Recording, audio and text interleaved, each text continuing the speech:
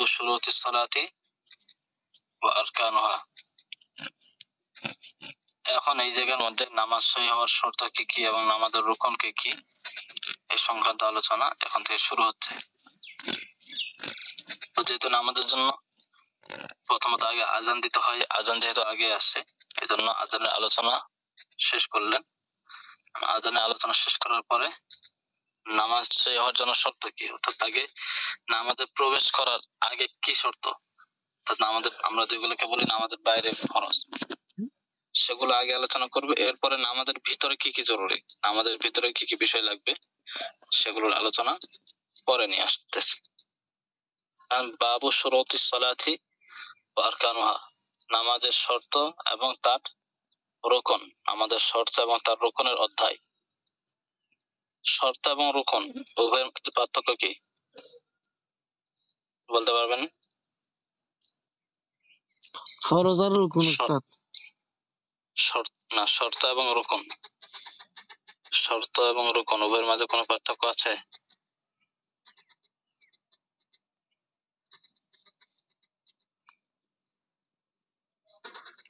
রুকন তো উস্তাদ এটা তো মূল, এটা তো ছাড়া তো নামাজ বাতিল। শর্ত ছাড়া তো নামাজ বাতিল। যেমন শরীর পাক হওয়া, শরীর না পাক হলে কি নামাজ হবে? না, এটা তো রুকন না, এটা শর্ত। আচ্ছা, শর্ত এবং রুকন ওর মধ্যে মৌলিক সহজে মনে রাখার জন্য যে পার্থক্য সেটা হলো যে শর্ত যেটা কোন জিনিসের যেটা শর্ত সেটা হলো যে জিনিসের বাইরে, জিনিসের মূল অভ্যন্তরীণ মৌলিক বিষয় না, অভ্যন্তরীণ মৌলিক বিষয় না, অভ্যন্তরীণ যেটা অর্থাৎ যে জিনিসটার মাধ্যমে জিনিসটা গঠিত হয়, যার মাধ্যমে কোন একটা কাজ গঠিত হয়, যেটা ভিতরের যেগুলো সেগুলোকে বলা হয় রুকন। আর ওই ভিতর পর্যন্ত যাওয়ার আগে যা যা লাগে, যেটা ছাড়া মূল কাজ পর্যন্ত যাওয়া যায় না, সেগুলো হলো শর্ত। যেমন নামাজ সহিহ হওয়ার জন্য কি হতে হবে, নামাজের সহিটা অর্থাৎ নামাজে প্রবেশ করাটা সহিহ হওয়ার জন্য শরীর পাক থাকতে হবে, কাপড় পাক থাকতে হবে, সতর ঢাকতে হবে, ঠিক আছে না? তো এই যে শরীর পাক, এটা কি নামাজের ভিতরের জন্য তো লাগবেই, কিন্তু নামাজ পর্যন্ত যাওয়ার ক্ষেত্রেও এটা আবশ্যক, জরুরি, ঠিক আছে? সুতরাং এটা হলো শর্ত। আর অপর দিকে কেরাত পড়া, রুকু করা, সিজদা করা, এগুলো কি নামাজ পর্যন্ত যাওয়ার ক্ষেত্রে না নামাজের ভিতরে? নামাজের ভিতরে উস্তাদ। নামাজের ভিতরে মানে এমন যে কেরাত, রুকু, সিজদা এগুলো দিয়েই নামাজটা গঠিত হয়। নামাজের নামাজ কোনটা? কেরাত, রুকু, সিজদা এগুলো করার নামই তো নামাজ, তাই না? নামাজের ভিতরে যেগুলোর মাধ্যমে জিনিসটা গঠিত হয়, যেটা কোন একটা কাজের কোন একটা জিনিসের অভ্যন্তরীণ যে বিষয়গুলো, আবার এমন অভ্যন্তরীণ বিষয় যেটা ছাড়া জিনিসটা গঠিত হয় না, সহি হয় না, সেগুলো হলো রুকন। আর বাইরের যেগুলো সেগুলো হলো শর্ত। উভয়টাই জরুরি, শর্ত আবশ্যক, রুকন দুইটাই আবশ্যক। শর্ত ছাড়াও নামাজ সহি হবে না, রুকন ছাড়াও নামাজ সহি হবে না। তবে পার্থক্য হলো যে শর্ত এটা হলো নামাজের বাইরের, আর আরকান যেটা রুকন যেটা এটা হলো নামাজের ভিতরের, ঠিক আছে? শর্ত বলা হয় যে যেটার উপস্থিতি ছাড়া বা যেটার উপস্থিতির উপরে কোন একটা জিনিস নির্ভরশীল। যেমন নামাজের শর্ত, নামাজের শর্ত মানে যে এই নামাজের জন্য যে শর্তগুলো যেগুলো সামনে বলবে এগুলো পাওয়া যাওয়ার উপর নামাজটা নির্ভরশীল। মানে এগুলো পাওয়া গেলে নামাজ শুরু করাটা সহি হবে, আর এগুলো পাওয়া না গেলে নামাজ শুরু করাটা কি হবে না, সহি হবে না। আর শর্ত এটা তার মূল যে জিনিস, যার শর্ত তার মৌলিক বিষয়, এটা বাইরে হয়ে ভিতরে না, অভ্যন্তরীণ বিষয় না, বাইরের বিষয়। আর রুকন যেটা, রুকন এটা হলো, রুকন বলা হয় কাকে, ওই যে দেখেন এখানে নিচে দেওয়া আছে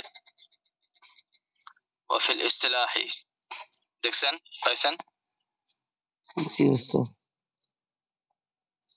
এই যে জায়গা ফিল ইস্তিলাহি আল জুজউ আল্লাযী তাতারাক্কাবুল মাহিয়াতু মিনহু ওয়া মিন গায়রিহি। তো এটা হলো রুকনের সংজ্ঞা দিচ্ছে ওই অংশ যার দ্বারা যার মাধ্যমে মূল ওই জিনিসটা গঠিত হয়, তাতারাক্কাবু গঠিত হয়, মূল কাজটা যার দ্বারা গঠিত হয় এবং যেটা দিয়ে এবং এর বাইরে দিয়েও, এর অতিরিক্ত জিনিস দিয়ে যে জিনিসটা গঠিত হয় সেটাকে বলা হয় রুকন। আচ্ছা, এই হলো বইয়ের মধ্যে পার্থক্য।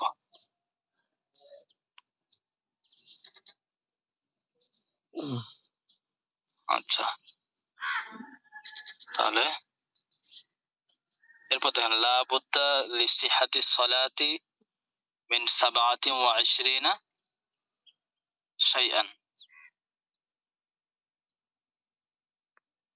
লা বুদ্দা আবশ্যক হলো লিসিহাতি সালাহ নামাজ সহিহ হওয়ার জন্য মিন 27 শাইআন। কতটি, কয়টি বিষয়? সাবাতু ইশরুন। হ্যাঁ, সাবাতু ইশরুন মানে উস্তাদ 27 না?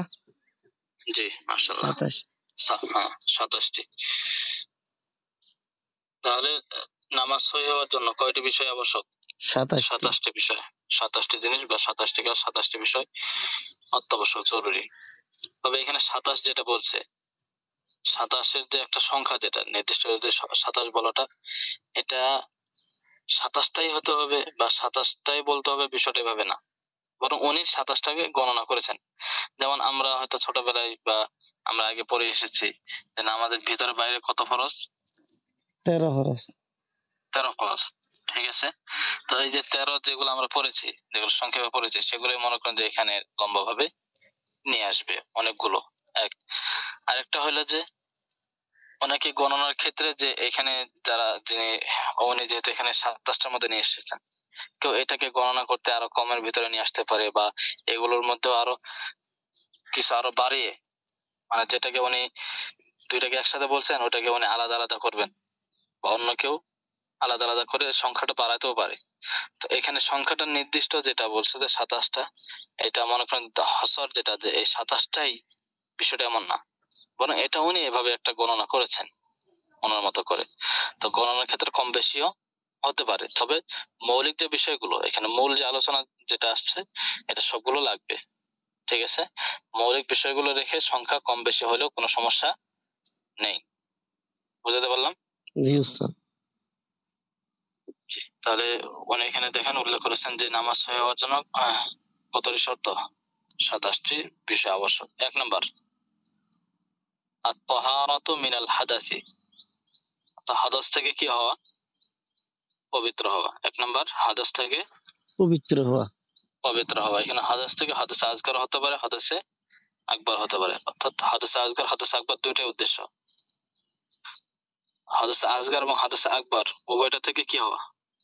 পবিত্র হওয়া। যদি যে কোনো একটা থাকে, যে কোনো এক হাদাস থাকে, তাহলে কি নামাজ সহি হবে, শুরু করা সহি হবে? না উস্তাদ। হাদাসে আসগর হাদাসে আকবার কাকে বলে? হাদাসে আকবার মানে গোসল ফরজ না উস্তাদ? আর আসগর ওযু ফরজ, ওযু করা। মানে এমন কোন একজন ব্যক্তি এমন অবস্থা হবে যার উপর ওযু জরুরি, আর আকবার হলো যার উপর গোসল ফরজ। হ্যাঁ, তাহলে হাদাসে আসগর হাদাসে আকবার উভয় সব ধরনের হাদাস থেকে পবিত্র হওয়া এক নম্বর শর্ত। ওয়া তাহারাতুল জাসাদি, 2 নাম্বার কি? ওয়া তাহারাতুল জাসাদি মানে শরীরের পবিত্রতা, অর্থাৎ শরীর পবিত্র হওয়া। শরীর কি হওয়া? পবিত্র হতে হবে। পবিত্র হওয়া। এরপরে ওয়াসাউবি, তো কাপড়। সাবুন মানে কাপড়। কাপড়, হ্যাঁ কাপড় পবিত্র হওয়া। ওয়াল মাকানি, জায়গা। এবং জায়গা পবিত্র হওয়া। কিসের থেকে পবিত্র হবে? মিন নাজিসিন, নাপাকি থেকে। কেমন নাপাকি? এমন নাপাকি গায়রি মাফুবিন আনহু। মিন নাজিসিন এমন নাপাক, গায়রি মাফুবিন আনহু যেটা ক্ষমাযোগ্য নয়,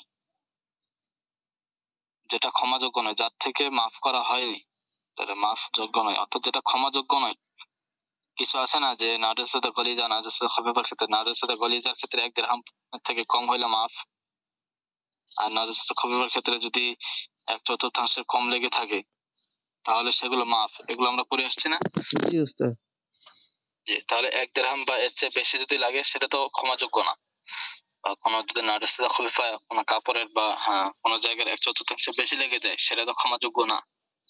তো এখন যে নাপাকি ক্ষমাযোগ্য না, এমন নাপাকি থেকে শরীর, কাপড় এবং জায়গা পবিত্র হতে হবে। আর যেটা ক্ষমাযোগ্য, এমন যদি নাপাকি থেকে থাকে তাহলে ওটা তো ক্ষমাযোগ্যই, এটা দূর না করলেও নামাজ হয়ে যাবে, তবে দূর করাটা ভালো। তাহলে কয়টা পেলাম এখানে? এক নম্বর হলো হাদস থেকে পবিত্র হওয়া, এরপরে শরীর পাক হওয়া, কাপড় পবিত্র হওয়া, এরপরে স্থান পবিত্র হওয়া। জি, তাহলে প্রথম এখানে দুইটা, এই প্রথম বলছে যে হাদস থেকে পবিত্র হওয়া, ঠিক আছে, হাদস আসগর অথবা হাদস আকবর, অর্থাৎ হাদস আসগর হাদস আকবর এটা হলো কোন ধরনের তাহারত, হাকিকি না হুকমি? হাদস আকবর থেকে পবিত্র হওয়া বা হাদস আসগর হাদস আকবর এটা নাজাস হাকিকিয়া না হুকমিয়া? হাকিকি উস্তাদ। হাদস আসগর হাদস আকবর এটা নাজাস হাকিকিয়া না হুকমি, হুকমি হুকমি হাদস হুকমি। হুকমি। আর এখন পরে যেটা বলছে তাহারাতুল জাসাদ, শরীর পবিত্র হওয়া, তো এখন হাদসে আসগর হাদসে আকবর থেকে পবিত্র হওয়া এটাও তো শরীর পবিত্র নাকি? জি উস্তাদ। হাদসে আসগর থেকে পবিত্র হওয়া এটা শরীরের সাথে সম্পৃক্ত না? জি। আর এটাও শরীরের সাথে সম্পৃক্ত। পরে দ্বিতীয়টাতে আবার বলতেছে তাহারাতুল জাসাদ, শরীর পবিত্র হওয়া। দুইটা পরে আবার তাকরা করলে কেন? এখানে মূলত তাকরার না, অর্থাৎ প্রথম যেটা হলো যে তাহারাতু মিনাল হাদাস, হাদাস থেকে পবিত্র হওয়া, এটা হলো নারসিতে হুকমি যেগুলো আছে সেগুলো থেকে পবিত্র হওয়া।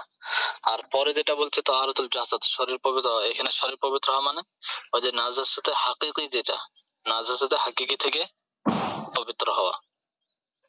মনে করেন যে কারোর উপর গোসল ফরজ না, এমন তার উযু আছে, কিন্তু তার শরীরে কোনো একটা জায়গায় নাপাকি লেগে আছে। এখন শরীরে নাপাকি লেগে আছে, এটা কোন ধরনের নাপাকি? এটা হলো নাজাসাতে হাকিকিয়া। এখন যদি এটা মাপযোগ্য না হয়ে থাকে, ক্ষমাযোগ্য না হয়ে থাকে, তখন তো নামাজ সহি হবে না। তাহলে তাহারাতুল জাসাদ দ্বিতীয় যে যে বিষয়টা বলছে এখানে হলো নাজাসাতে হাকিকিয়ার কথা বলছে, শরীর পাক, কাপড় পাক এবং জায়গাতে পাক হওয়া। জায়গাতে পাক হওয়া এটা পরে স্পষ্ট করে বলে দিছে মিন নারিস এমন নাপাকি থেকে গয়রি মাফুয়ান আনহু, যেটা ক্ষমাযোগ্য না, অর্থাৎ এটা হলো নাজাসাতে গলিজা বা নাজাসাতে খাফিফা, তো নাজাসাতে হাকিকিয়ার আলোচনা, নাজাসাতে হাকিকিয়া থেকে পবিত্র হওয়া। বুঝতে পারলাম বিষয়টা? জি উস্তাদ। জি, তাহলে আত-তাহারাতু মিনাল হাদাস আর তাহারাতুল জাসাদ দুইটাই শরীর পাক, দুইটাই শরীরের সাথে সম্পৃক্ত, কিন্তু দুইটা বলছে কেন? দুইয়ের মধ্যে পার্থক্য আছে কিনা?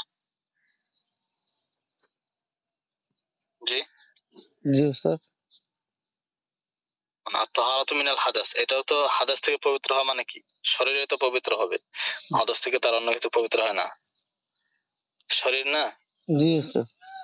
এরপর তাহারাতুল জাসাদ আবার বলছে শরীর পাক, এটা কি ডাবল হয়ে গেল না? শরীর পাক এই কথাটা দুইবার বলে ফেললো না? জি উস্তাদ। তো একটা বিষয় দুইবার কেন বললো? দুইটা কি একই নাকি উভয়ের মাঝে পার্থক্য আছে? উস্তাদ মনে পার্থক্য আছে দুটো। কি পার্থক্য? হুকমি জি, আর হাকিকি। পার্থক্যটা কি? হ্যাঁ এটাই তো যেটা বললাম এতক্ষণ, যে প্রথম যেটা তাহারাতু মিনাল হাদাস, এখান থেকে হলো যে নাজসা হুকমিয়া থেকে পবিত্র হওয়া। আর তাহারাতুল জাসাদ ওয়া থাওব ওয়াল মাকান, এখানে যেগুলো বলতেছে যে কাপড় পাক, জায়গা পাক হওয়া, শরীর পাক হওয়া, এটা হলো যে নাজাসাতে হাকিকিয়া থেকে পাক হওয়া। এবং নাজাসাতে হাকিকিয়া এই পরিমাণ যেটা ক্ষমাযোগ্য না, এই পরিমাণ নাপাকি থেকে পবিত্র হওয়া। হাত্তা, তা সর্বনিম্ন কি পরিমাণ? জায়গার ক্ষেত্রে, স্থানের ক্ষেত্রে বা যে জায়গায় নামাজ পড়বে জায়গায় যে পবিত্র হওয়া, জায়গার ক্ষেত্রে সর্বনিম্ন কি পরিমাণ পবিত্র হতে হবে?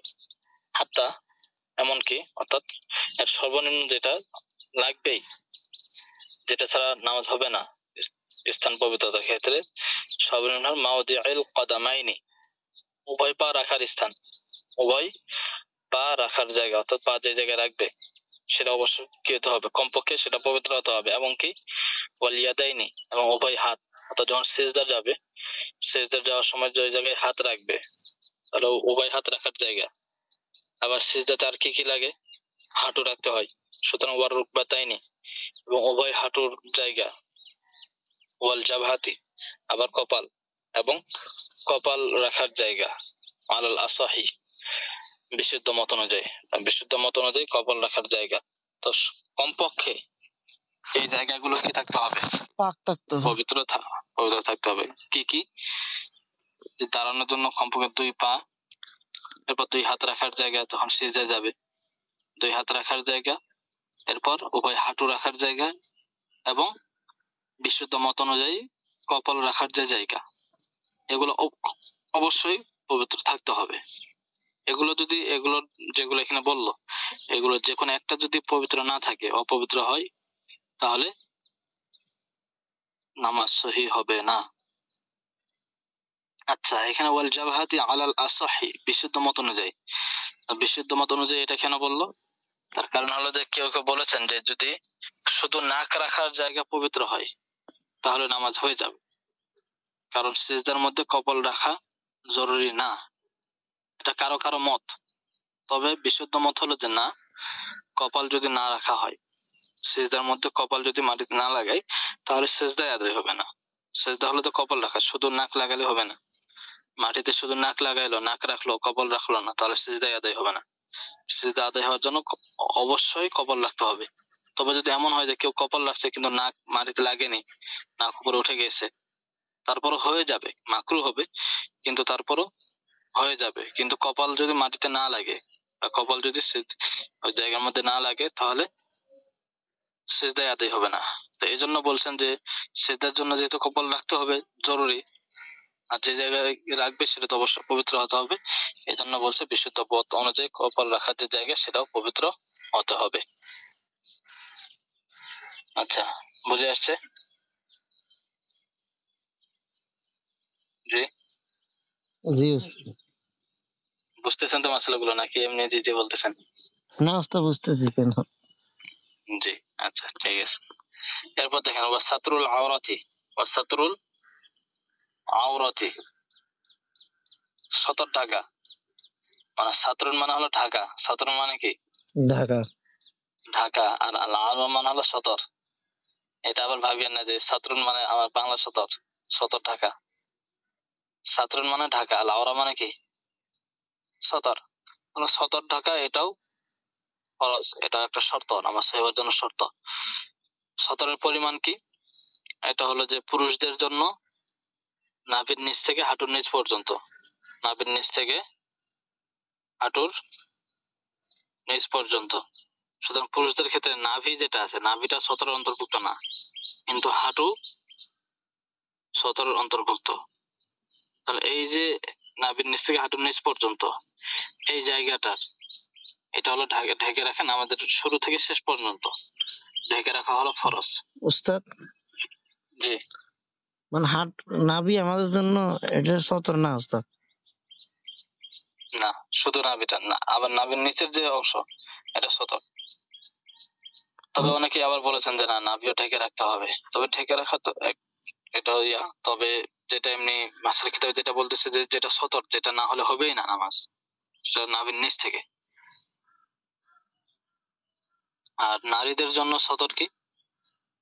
মেয়েদের ক্ষেত্রে সতর হলো যে পুরা শরীর, আর যারা স্বাধীন নারী আর কি, বান্দি না, এখন তো বাদী তোর নাই, সবাই স্বাধীন, তো এদের ক্ষেত্রে সতর হলো যে পুরা শরীর, শুধুমাত্র চেহারা এবং এই উভয় হাত, কবজি আছে, কবজি থেকে হাতের যে অংশ, তালুর দিকের যে অংশটা, এবং পায়ের টাকনুর নিচে অংশ যেটা আছে, এটা শুধু খোলা রাখতে পারবে, এটা খোলা রাখলে নামাজ হবে।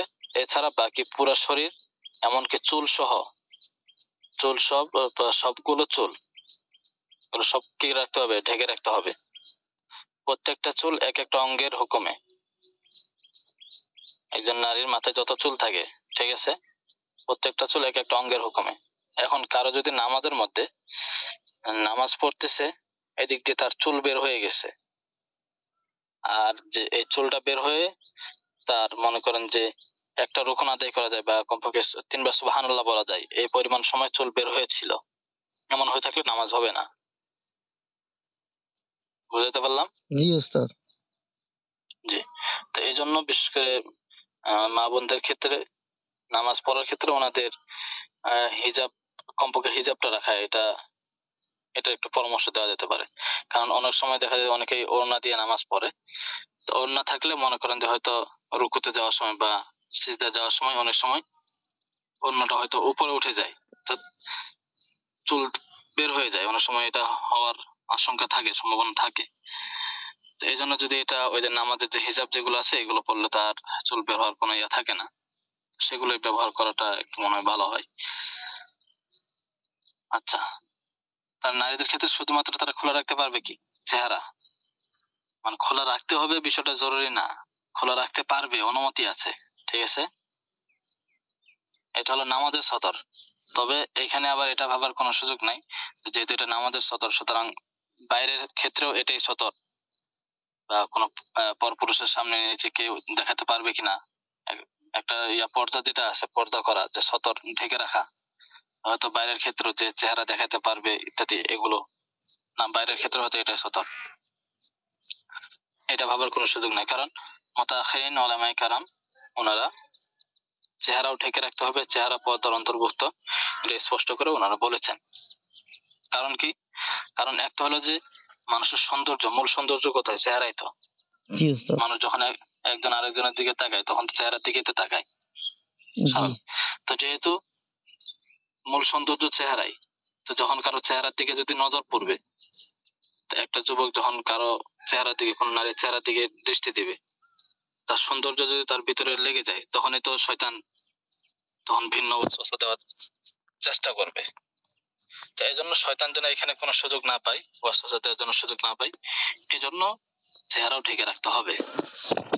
তো এখানে যেটা বলা হচ্ছে যে চেহারা খোলা রাখতে পারবে, এটা হলো কোথায়? নামাজের ক্ষেত্রে। তাহলে সতরের সীমানা কতটুকু, বিষয়টা ক্লিয়ার? জি, সতরের পরিমাণ কতটুকু, এই বিষয়টা ক্লিয়ার হয়েছে? মহিলাদের উস্তাদ। মহিলা পুরুষ সবার ক্ষেত্রে বিষয়টা এটা ক্লিয়ার হয়েছে কিনা? জি উস্তাদ। আর পুরুষের ক্ষেত্রে নাভির নিচ থেকে হাঁটুর নিচ পর্যন্ত এটা অবশ্যই লাগবে। আর নারীদের ক্ষেত্রে পুরো শরীর, শুধুমাত্র চেহারা আর কবজি পর্যন্ত উভয় হাত, আর টাকনুর নিচ পর্যন্ত যে পায়ের যে অংশ, এটা খোলা রাখতে পারবে, বাকি পুরোটাই ঢেকে রাখতে হবে। এখন সতরের যেগুলো ঢেকে রাখা ফরজ, এগুলোর এই অঙ্গগুলোর যে কোনো একটা অঙ্গ যদি 1/4 বের হয়ে যায়, আর সেটা এক রকম আদায় করা পরিমাণ সময় থাকে, অর্থাৎ 3 বার সুবহানাল্লাহ বলা যায়, এই পরিমাণ সময় খোলা থাকে, তাহলে কিন্তু নামাজ হবে না। আচ্ছা, দেখেন, ওয়াসাতুল আওরাতি, সতর ঢেকে রাখা। ওয়ালা ইয়াদুররু নাযরুহা মিন জাইবিহি ওয়া আসফালি যাইলিহি। আচ্ছা, এখানে দেখেন, ওয়ালা ইয়াদুররু নাযরুহা, এবং সতরের দিকে দৃষ্টি দেওয়াতে কোনো সমস্যা নেই, দৃষ্টি দেওয়াটা কোনো ক্ষতি করবে না। মিন জাইবিহি মানে ওই যে জাইবুন মানে হলো যে কাপড়ের উপরের দিক থেকে, অর্থাৎ গলার উপরের দিকে যে খোলা একটা অংশ থাকে না, গলার উপরের খোলা অংশ দিয়ে যদি সতরের দিকে কেউ দৃষ্টি দেয়, এটা যদিও খেলাফে আদবের বিপরীত, কিন্তু এতে কোনো সমস্যা না, আমাদের কোনো সমস্যা হবে না, ঠিক আছে। মনে করেন যে একজন আচ্ছা, নারী হোক বা পুরুষই হোক, যে হোক, সে কাপড় পরছে, কাপড় পরার পরে বাইরের দিক, উপর দিক থেকে তো সে ঢেকে রাখছে, কিন্তু ওই কাপড়ের যে, অর্থাৎ জামার যে দিক, উপরের দিকে গলার দিকে যে একটা ফাঁকা অংশ থাকে, সে ফাঁকা অংশ দিয়ে সে ভিতর দিকে সে দৃষ্টি দিয়ে এমনকি তার সতরের যে অংশ, সে অংশ পর্যন্ত তার দৃষ্টি চলে গেছে, এই ভিতর দিক দিয়ে যদি দৃষ্টি দেয় এতে কোনো সমস্যা নাই। এখন কথা হলো যে বাইরে থেকে সতরের অংশ দেখা যাচ্ছে কিনা, বাইরে থেকে যদি সতর যেটা থাকা ফরজ এটা দেখা যায়, তখন নামাজ হবে না। কিন্তু কাপড় পরছে, কিন্তু ভিতর থেকে, কাপড়ের ভিতর দিক দিয়ে যদি দেখা যায়, এতে কোনো সমস্যা নেই। বুঝতে পারলাম? জি, জি উস্তাদ। ওয়ালা ইয়াদুররু নাযরুহা মিন জাইবিহি, এবং এই সতরের দিকে দৃষ্টি দেওয়াটা কোনো ক্ষতি করবে না বা কোনো সমস্যা হবে না। মিন জাইবিহি, কাপড়ের গলার দিকের উপরের খালি অংশ দিয়ে, ওয়া আসফালি জাইলিহি, এবং আঁচলের নিচ দিয়ে, কাপড়ের আঁচলের নিচ দিয়ে যদি তাকাই এতেও কোনো সমস্যা হবে না। তবে এটা খেলাফে আদব, আদব বহির্ভূত। এরপর আরেকটা শর্ত কি, ওয়াইস্তিকবালুল কিবলাতি, ওয়াইস্তিকবালুল কিবলাতি, কিবলামুখী হওয়া, কিবলামুখী হওয়া এটাও হলো না নামাজ পড়ার জন্য একটা শর্ত। নামাজ শুরুটাও, এগুলো কিছু শর্ত আছে এমন যেটা শুধু শুরু করার জন্য শর্ত, আর কিছু শর্ত আছে এমন যেটা যেটা সংগঠিত শুরু করার জন্য শর্ত, এবং সেটা নামাজ শেষ পর্যন্ত থাকা এটাও শর্ত। তো শুরু থেকে শেষ পর্যন্ত পুরোটার ক্ষেত্রেই শর্ত। যেমন পবিত্রতা, পবিত্রতা এটা হলো যে শুরুতেও লাগবে, মাঝেও লাগবে, শেষেও লাগবে। আর অপর দিকে মনে করেন তাকবীরে তাহরিমা, এটাও তো ফরজ নাকি? জি উস্তাদ। তাকবীরে তাহরিমাতে ফরজ, এটা কি শুরুতে, মাঝখানে, শেষে সব জায়গায় লাগে না শুধু শুরুতে? শুরুতে উস্তাদ। শুধু শুরুতে তাকবীর বলা ফরজ, আর মাঝখানে তাকবীর গুলো তো ওগুলো তো সুন্নাত, ওগুলো তো ফরজ না। তাহলে এই যে তাকবীর তাহরিমা বলা, এটাও যে একটা শর্ত, এটাও যে ফরজ, সেটা শুধু শুরুর জন্য ফরজ, মাঝখানের জন্য না। আর কিবলামুখী হওয়া, শরীর পবিত্র হওয়া, এটা শুরুতেও আবার মাঝখানেও শেষে, অর্থাৎ এটা হলো দাওয়াম, পুরো স্থায়িত্বের সাথে এটা লাগবে, পুরো সময় জুড়ে লাগবে। আরেকটা শর্ত হচ্ছে ওয়া ইস্তিকবালুল কিবলাতি, কিবলামুখী হওয়া, কিবলামুখী হওয়া এটা হলো একটা ফরজ। কিবলামুখী যে হবে, এখন সরাসরি কাবাকে সামনে রাখবে নাকি কাবার যে দিক সেই দিক থেকে সামনে রাখবে? তো এই ক্ষেত্রে মাসআলা বলতেছে ফালিল মাক্কিয়িল মুশাহিদি আরতুহু ইসাবাতু আইনিহা, ফালিল মাক্কিয়িল মুশাহিদি, সুতরাং লিল মাক্কি, যারা মক্কার অধিবাসী, মক্কায় বসবাসকারী, আল মুশাহিদ, যে সরাসরি কাবাকে দেখতেছে। এক হলো মক্কায় বসবাস করে, এখন মক্কায় বসবাস করার পরে আবার সরাসরি নামাজের সময় তার দৃষ্টি কাবা পর্যন্ত দেয়, কাবাকে সে সরাসরি দেখতেছে, এমন ব্যক্তির জন্য ফরদু, তার জন্য ফরজ হলো ইসাবাতু আইনিহা, ওই কাবার মূল যে যে বিল্ডিংটা আর কি, তার যে মূল বিষয় সেটা কি করতে হবে, সেটা পাওয়া। তো সরাসরি কাবার দিকে মুখ করা এটা হলো জরুরি। আচ্ছা, তাহলে ইসাবাত আইনিহা তার জন্য ফরজ হলো ইসাবাত আইনিহা, কাবার মূল যেটা, অর্থাৎ মূল কাবাকে সামনে রাখা, মূল কাবাকে সামনে রাখা ফরজ।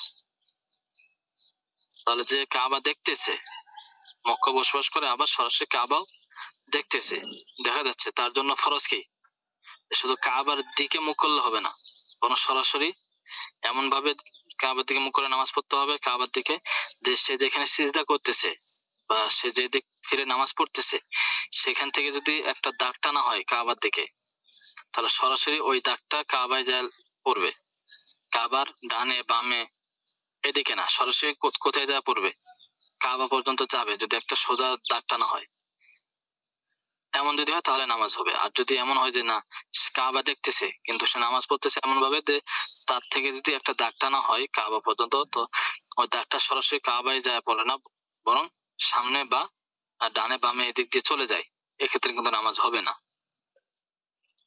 বুঝতে পারলাম? জি, বুঝে আসছে কিনা?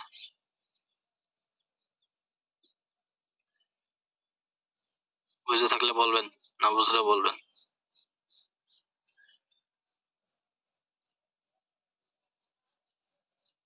জি,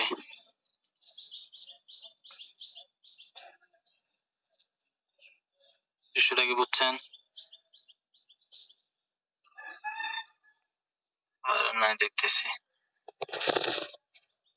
আছি উস্তাদ। জি, বুঝছেন কিনা? কোনটা উস্তাদ? এখন যেটা বললাম, অনেকে অন্যদিকে ব্যস্ত হয়ে পড়ছেন। উস্তাদ আচ্ছা, ঠিক আছে। অর্থাৎ এই যে দেখেন, মনে করেন এটা হলো কাবা, উদাহরণস্বরূপ এখানে কিছু মানুষ থাকে এই জায়গাটাতে, ঠিক আছে, এই জায়গাটাতে এটা এমন অবস্থা আছে যে এখানে মাঝখানে কিছু নেই, এটা সরাসরি কাবাকে দেখে, কাবাকে এই জায়গা থেকে দেখা যাচ্ছে, ঠিক আছে। তো এখন এই জায়গায় যারা আছে, এই জায়গায় যারা বসবাস করতেছে, এরা যখন নামাজ পড়বে এখন সরাসরি কাবার দিকে মুখ করতে হবে। এখন যদি এমন হয় যে এই জায়গায় মনে হয় একজন ব্যক্তি নামাজ পড়তেছে, এখন এই এদিকে মুখ করে নামাজ পড়তেছে, যে এখান থেকে যদি তাকে টানা হয়, সে এখানে দাঁড়াইছে এদিকে মুখ করে, ঠিক আছে। যে যদি এখান থেকে সে জায়গায় দাঁড়াইছে, ওই জায়গা থেকে যদি একটা লম্বা দাগ দেওয়া হয়, তাহলে কাবার সরাসরি কাবায় লাগে না, বরং কাবার এক সাইড দিয়ে, ডান সাইড দিয়ে বা বাম সাইড দিয়ে বের হয়ে যায়, বের হয়ে যাচ্ছে, সরাসরি কাবায় লাগতেছে না।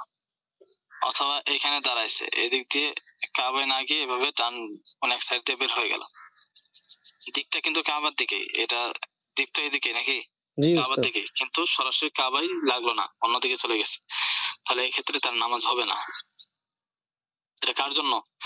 যে কাবাকে দেখতে পাচ্ছে, তো তার জন্য শর্ত হলো যে সে এই জায়গায় যদি নামাজ পড়ে প্রথম যেখানে, তাহলে এখান থেকে এইদিকে মুখ করে নামাজ পড়তে হবে, এর যেন কাবায় যায় লাগে। এ হয়ে গেলে এইদিকে কাবার যেন তার থেকে নিয়ে কাবার থেকে দাগ দিলে যেন সরাসরি কাবায় যায় লাগে, সেটা এমন হতে হবে। বুঝতে পারলাম? জি উস্তাদ। আর যদি এমন না হয়, বরং এই সাইড দিয়ে বের হয়ে যায়, তখন কিন্তু নামাজ হবে না, নামাজ বাতিল।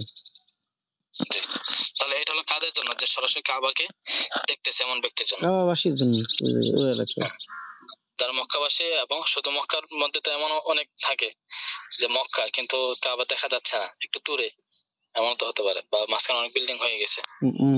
মক্কা তো বহুত বড় উস্তাদ। জি হ্যাঁ।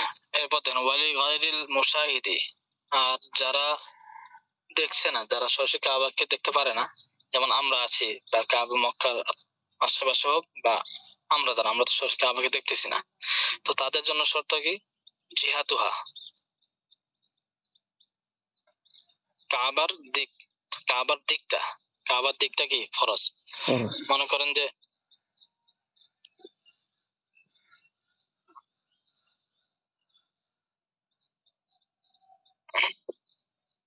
এখানে আছে কাবা, আমরা বসবাস করতেছি মনে করেন যে এই জায়গায়, উদাহরণস্বরূপ, ঠিক আছে। তখন আমাদের জন্য যেহেতু আমরা কাবা দেখতেছি না, তো সরাসরি এমন জায়গায় দাঁড়াইতে হবে যে আমাদের থেকে একটা সরাসরি দাগ টানলে একবার কাবা পর্যন্ত যা পৌঁছবে, এটা জরুরি না, বরং এই কাবা যেহেতু এইদিকে, কাবাটা যেহেতু এই সাইডে, সুতরাং আমাদের দিকটা এই সাইডে হলেই হবে। ডান দিক দিয়ে বাম সাইড দিয়ে কাবা থেকে বের হয়ে গেলেও সমস্যা নাই, এই যে কাবার দিকে হতে হবে। তবে এই দিকে যে হতে হবে, এখন এখানে কি পরিমাণ, এখানে মনে করেন কাবা এই জায়গায়, এখন কাবার যদি পৃথিবীর মানচিত্র তো 360 ডিগ্রি না, জি মানচিত্রের কত, 360 ডিগ্রি। এখন 360 ডিগ্রি মনে করেন যে পুরোটাই হলো একটা 360 ডিগ্রি, উদাহরণস্বরূপ। এখন মাঝখান দিয়ে মনে করেন যে যদি একটা দেই, এই যে মাঝখানের যে ড্যাশটা, এটা কত ডিগ্রি? 190 ডিগ্রি, ঠিক আছে। জি উস্তাদ। তাহলে এখন এই 190 ডিগ্রি যেটা, না 190 না কত, 180, মাঝখানে ড্যাশটা 300, কারণ পুরোটাই তো ছিল 380, 360, পুরোটা ছিল 360, 360 এর অর্ধেক কত হয়? 180, 180। তাহলে এখন এই যে 180, এখানে মূলত মাসলা আছে যে 90 ডিগ্রির ভিতরে থাকতে হবে কাবাটা। এই যে 180-র মধ্যে আবার যদি এখানে মাঝখান দিয়ে একটা দাগ দিই এদিক দিয়ে, তাহলে এটা কত হচ্ছে? এখন এই যে মাঝখানে এই যে অংশ যেটা, এটা কত ডিগ্রি? এই যে ব্যাসটা, এটা এখন যে ড্যাশটা আছে, এটা হলো 90 ডিগ্রি, এটাও 90 ডিগ্রি, এটাও 90 ডিগ্রি, এটাও 90 ডিগ্রি, ঠিক আছে। তাহলে এখন এই দিকের ক্ষেত্রে মনে করেন আমরা বসবাস করতেছি এই জায়গায়, যেটা দেখাচ্ছিলাম যে এই জায়গায় হয়তো আমরা থাকতেছি, তাহলে আমাদের এই 90 ডিগ্রি যে, এই যে 90 ডিগ্রি যে আছে, বুঝতে পারতেছি? জি উস্তাদ। আমাদের দিকটা 90 ডিগ্রির ভিতরে থাকতে হবে। এখন এই 90 ডিগ্রি থেকে যদি বের হয়ে একদিকে চলে যায়, পিছন দিকে চলে যায়, বা এই সাইডে চলে আসে, এই 90 ডিগ্রির ভিতরে না, বরং এই বাইরে এদিকে চলে আসে, কোন একদিকে যদি চলে আসে, তখন আবার কিন্তু কি হবে না, নামাজ সহি হবে না। তাহলে যারা কাবা দেখতেছে না তাদের জন্য শর্ত হলো কি, কাবার দিকটাও এটা আবার 90 ডিগ্রির ভিতরে থাকতে হবে। ঠিক আছে? আর যারা কাবা দেখে তাদের জন্য তো শর্ত হলো যে সরাসরি কাবাকেই সামনে রাখতে হবে। দেখেন, ফালিল মাক্কিয়িল মুশাহিদি, যারা চক্ষুষ্মান মক্কাবাসীদের জন্য, অর্থাৎ যারা কিবলাকে দেখতেছে তাদের জন্য ফরজ হলো, তার ফরজ হলো কি ইসাবাতু আইনিহা, মূল কাবাকে সামনে রাখা। ওয়ালি গায়রিল মুশাহিদি, আর যারা দেখতেছে না তাদের জন্য জিহাতুহা, তার দিকটাকে সামনে রাখা ফরজ। ওয়ালাউ বিমাক্কাতা, যদিও মক্কায় থাকে, অর্থাৎ যদিও মানে মক্কায় অবস্থান করতেছে কিন্তু সরাসরি মক্কাকে দেখতেছে না, দেখা যাচ্ছে না, এমন যদি হয় তাহলে সরাসরি মক্কাকে, সরাসরি কাবাকে সামনে রাখা জরুরি না, বরং তার দিকটা সামনে রাখা আবশ্যক। আলা সহিহি, এটাই হলো বিশুদ্ধ মত। আচ্ছা, এরপর আরেকটা শর্ত কি, ওয়াল ওয়াক্ত, সময় হওয়া। আরেকটা কি, সময় হওয়া। সময় না হলে কি নামাজ ফরজ হয়? নামাজ তো ফরজ না, তাহলে আদায় হবে কেমনে? তাহলে সময়। ওয়া ইআতিকাদু দুখুলিহি, আরেকটা সময়, যে সময় প্রবেশ হওয়ার কি হওয়া, দৃঢ় বিশ্বাস হওয়া। ওয়া ইআতিকাদু দুখুলিহি, সময় ফরজ বা সময় একটা শর্ত, নামাজ পড়ার জন্য সময় শর্ত, আবার সাথে সাথে সময় প্রবেশ, সময় হয়ে গেছে, এটা দৃঢ় বিশ্বাস থাকতে হবে। এখন যদি কারো এমন হয় যে সময়, বা কারো দৃঢ় বিশ্বাস যে এখনো নামাজের সময় হয়নি, মনে করেন যে এখনো জোহরের নামাজের সময় হয়নি, কারো এটা দৃঢ় বিশ্বাস, কিন্তু তারপরে সে নামাজ পড়ে ফেলছে, পরবর্তীতে জানতে পারলো যে না, আমি যখন পড়েছি নামাজ ওই সময় নামাজের সময় হয়ে গেছিল, কিন্তু আমি ভুল বিশ্বাস করেছিলাম, ভুল জেনেছিলাম ওই সময়। এমনও যদি হয়ে থাকে তারপরে কিন্তু তার নামাজ হবে না। কেন? কারণ সময় হয়েছে ঠিক, কিন্তু সময় যে হয়ে গেছে এটা তার দৃঢ় বিশ্বাস নাই। তাহলে সময় হতে হবে এবং সময় হয়েছে এটা দৃঢ় বিশ্বাসও থাকতে হবে, সময় প্রবেশের দৃঢ় বিশ্বাসও থাকতে হবে। যদি সময় প্রবেশের দৃঢ় বিশ্বাস না থাকে, এতাকাত না থাকে, তখনও নামাজ হবে না। বুঝাতে পারলাম? জি ওস্তাদ। জি, দেখেন, তাহলে সময় হওয়া এবং সাথে সাথে সময় প্রবেশের দৃঢ় বিশ্বাস হওয়া। বা নিয়ত, আরেকটা শর্ত কি, নিয়ত। নিয়ত করা নামাজের জন্য ফরজ। নিয়ত যেটা আছে সেটা যে আরবি ভাষায় করতে হবে বিষয়টা জরুরি না। নিয়ত হলো, এর অর্থ কি, মনে কল্পনা, মনের একটা ইচ্ছা, মনের যে ইচ্ছা সেটাই হলো নিয়ত। মনে করেন যে এখন আমি এক জায়গা থেকে হেঁটে আরেক জায়গায় যাচ্ছি, কেন? যে আমি যে কোনো একটা উদ্দেশ্যতে যাচ্ছি, এই যে উদ্দেশ্যে যাচ্ছি এটা তো আমি মুখে মুখে বলি নাকি, আমার অন্তরে একটা বিষয় আসছে যে এই উদ্দেশ্যে আমি যাচ্ছি, তো অন্তরের যে বিষয়টা, অন্তরের যে কল্পনা, এটা হলো নিয়ত। এখন এই ওয়াত-তাহরিমাতু বিলা ফাসিলিন, ওয়াত-তাহরিমাতু বিলা ফাসিলিন, নিয়তের পরে তাহরিমা বলা, তো নামাজের নিয়ত করছে, নিয়তের পরে এখানে কোনো ব্যবধান ছাড়াই, কি ছাড়া, বিনা ব্যবধানে তাহরিমা বাদা, তাহরিমা বলা, বিনা ব্যবধানে কি বলা, তাকবীরে তাহরিমা বলা। তো নিয়ত করছে কিন্তু মাঝখানে মনে হয় আগে নামাজের নিয়ত করলো, নামাজের নিয়ত করার পরে এরপরে কথা বললো বা কোনো খাইলো, পান করলো, কোনো কিছু খাওয়া দাওয়ার পরে এরপর সে আল্লাহু আকবার তাকবীরে তাহরিমা বললো। তাকবীরে তাহরিমা বলার সময় আর ওই নিয়ত নাই, তাহলে আগে নিয়ত করছিল, নিয়ত করার পরে তাকবীরে তাহরিমা বলার মাঝখানে অন্য কাজের মাধ্যমে ব্যবধান হয়েছে কিনা? জি ওস্তাদ। যদি ব্যবধান হয়ে যায় তাহলে নামাজ হবে না, মানে ওই নিয়তটা গ্রহণযোগ্য না। তাহলে নিয়তের সাথে সাথে, নিয়তের পরে কোনো ব্যবধান ছাড়াই কি করতে হবে, তাহরিমা বাঁধতে হবে। তবে এই যে ব্যবধান না হওয়াটা, এটা সরাসরি হাকিকি হতে পারে, হুকমি হতে পারে। মনে করেন যে নিয়ত করছে, নিয়ত করার সাথে সাথে তাকবীরে তাহরিমা বলছে, তো এটা হলো হাকিকি, এখানে মাঝখানে কোনো ব্যবধান নাই। আরেকটা এমন হতে পারে যে সে নামাজের নিয়ত করছে, মনে করেন ওযু করার সময় নিয়ত করে ফেলছে বা ওযু শেষে নিয়ত করছে, এরপর মসজিদে আসতেছে, তো এখন শুধু এখানে মসজিদে আসা পর্যন্ত অন্য কোনো কথা বলেনি, অন্য কোনো কাজও করেনি, কিছুই করেনি, শুধু আসছে, আসার পর ওই নিয়তে, আগে যে নিয়ত করছে ওই নিয়তের উপরে সে তাকবীরে তাহরিমা বলছে, এটাও কিন্তু কি হয়ে যাবে, নামাজ হয়ে যাবে। মনে করেন যে যদি অনেক সময় হয় যে দেখা যাচ্ছে যে ইমাম সাহেব রুকুতে চলে গেছেন, তখন আপনি আসতেছেন, নামাজে শরীক হবেন, তো এখন ওই আসার সময় আস্তে আস্তে নিয়ত করে ওখানে জায়গায় দাঁড়িয়ে শুধু তাকবীর বলে এরপর কোথায় আবার তাকবীর বলে রুকুতে যাওয়া যাবে, এতে কোনো সমস্যা হবে না। তো এটা হলো হুকমি, এটা হলো হুকমান, কোনো ব্যবধান নাই। তো এখানে নিয়ত এবং তাকবীরে তাহরিমার মাঝে অন্য কোনো কাজের মাধ্যমে যে খাওয়া পান করা কথা বলা ইত্যাদি এগুলোর মাধ্যমে ব্যবধান করা যাবে না। বুঝতে পারলাম? জি উস্তাদ। জি, তাহলে ওয়াত তাহরিমাতু বিলা হাসিলিন, ব্যবধান ছাড়াই তাহরিমা বলা। ওয়াল ইতিয়ানু বিত তাহরিমাতি কাইমান ক্বাবলা ইনহিনাইহি লিররুকুই। সময় শেষ হয়ে গেছে, আর 2 মিনিট। ওয়াল ইতিয়ানু বিত তাহরিমাতি, তো তাহরিমা বলা, তাহরিমা নিয়ে আসা, কাইমান দাঁড়িয়ে, তাহরিমা দাঁড়িয়ে বলা জরুরি, তাকবীরে তাহরিমা দাঁড়িয়ে বলা আবশ্যক। ক্বাবলা ইনহিনাইহি লিররুকুই, ইনহিনা মানে ঝুঁকে যাওয়া, ক্বাবলা ইনহিনাইহি লিররুকুই, রুকুর জন্য তার ঝুঁকে যাওয়ার পূর্বে, রুকুর জন্য ঝুঁকে যাওয়ার পূর্বে কি বলতে হবে? তাহরিমা দাঁড়িয়ে বলাটা আবশ্যক, দাঁড়িয়ে বলা জরুরি। মনে করেন যে এটা অনেক সময় হয়ে থাকে যে দেখা যাচ্ছে যে ইমাম সাহেব রুকুতে চলে গেছেন, দৌড়ে কেউ পিছন দিক থেকে এসে রুকুতে যাওয়া অবস্থায় তাকবীরে তাহরিমা বলতেছে, রুকুতে ঝুঁকতেছে আবার তাকবীরে তাহরিমা বলতেছে। এই রুকুতে ঝুঁকার সময় যদি তাকবীরে তাহরিমা বলে এটা সহি হবে না, বরং রুকুতে ঝুঁকার পূর্বেই সরাসরি দাঁড়িয়ে তাকবীরে তাহরিমা বলাটা জরুরি। বুঝতে পারলাম? জি উস্তাদ।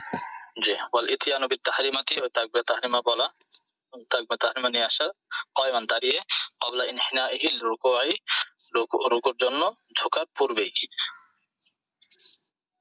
ওয়া আদামু তাখিরিন নিয়াতি আনিত তাহরিমা, ওয়া আদামু তাখিরিন নিয়াতি আনিত তাহরিমা, এই যে বিষয়টা বললাম আর কি, যে নিয়তকে বিলম্ব না করা তাহরিমা থেকে, তাহরিমা থেকে নিয়তকে কি না করা, বিলম্ব না করা। অর্থাৎ নিয়ত এবং তাহরিমা একসাথে হবে বা কাছাকাছি সময় হবে, যে নিয়ত করছে এরপরে তাহরিমা অনেকক্ষণ পরে করছে, বিষয়টা এমন না। তা নিয়তকে তাহরিমা থেকে বিলম্ব না করা। তো তাকবীরে তাহরিমা এটা কিন্তু ফরজ, বাকি অন্য তাকবীর যেগুলো আছে আমাদের ভিতরে সেগুলো কিন্তু কি না, ফরজ না।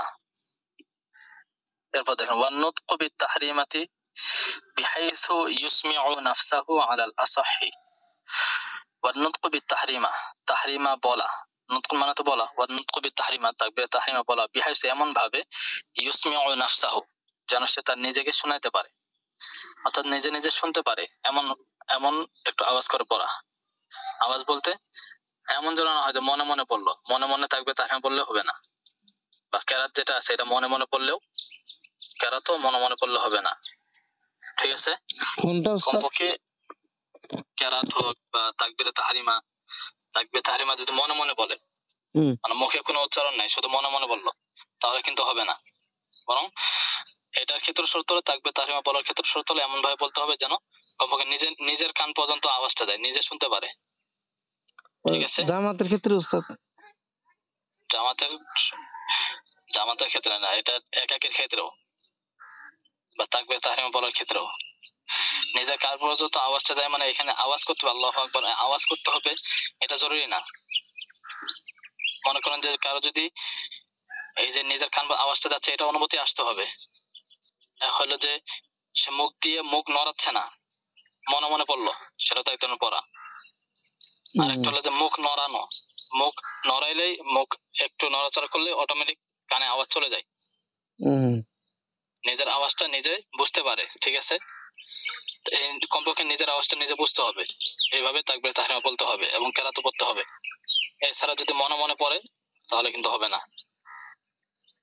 এখন ওয়ান নুতকু বিত তাহরিমাতি বিহাইসু, তাহরিমা এমন ভাবে বলা যেন ইউসমিউ নাফসাহু, নিজেকে শোনাইতে পারে, নিজে নিজে শুনতে হবে, নিজের কান পর্যন্ত আওয়াজটা যায়, আলাল আসাহি, সঠিক মত অনুযায়ী, বিশুদ্ধ মত অনুযায়ী।